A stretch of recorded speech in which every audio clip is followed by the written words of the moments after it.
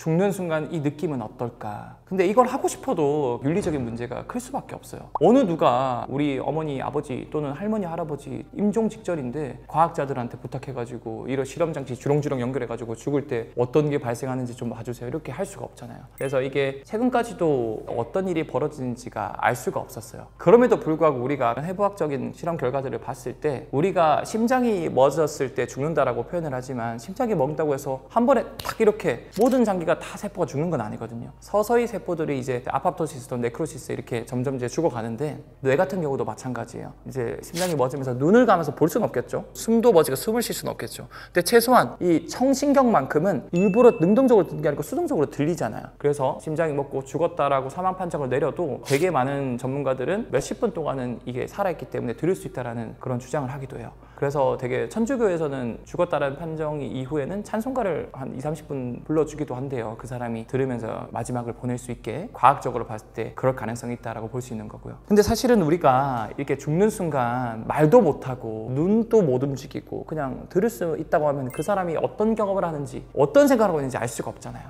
그럼에도 불구하고 우리가 간접적으로 그 사람이 어떤 상태인지는 알 수 있는 방법이 있어요.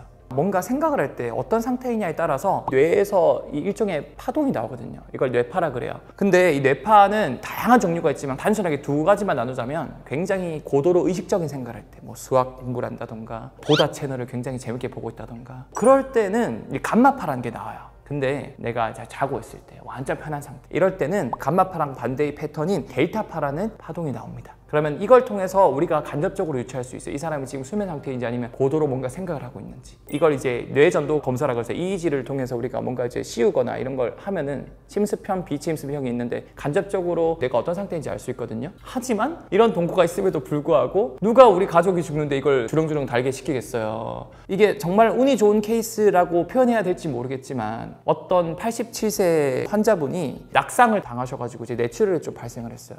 응급 환자로 이송이 됐는데 간질 증상이 있어가지고 이게 어디 부위가 진짜 위험한지 보려고 검사를 했습니다. 뇌파 검사도 하고 이거 검사를 하고 있는 도중에 안타깝게도 심장마비로 돌아가신 거예요. 이건 바꿔 말하면 죽기 직전부터 죽는 순간 죽은 후까지 그 사람이 어떤 뇌파가 있었는지를 우연찮게 찍을 수 있었던 기회가 됐었던 거죠. 근데 보통은 우리가 사망을 하면 에너지를 못 쓰고 숨을 못 쉬고 심장이 멎으니까 서서히 세포들이 이제 죽을 거라 생각을 하잖아요. 그러면 당연히 뇌파도 의식적인 활동에 필요한 감마파가 나오지 않고 반대로 천천히 수면 상태에 있는 델타파가 나올 거라고 예상할 수 있겠죠. 놀랍게도 감마파가 굉장히 역동적으로 증가한 걸 발견했어요.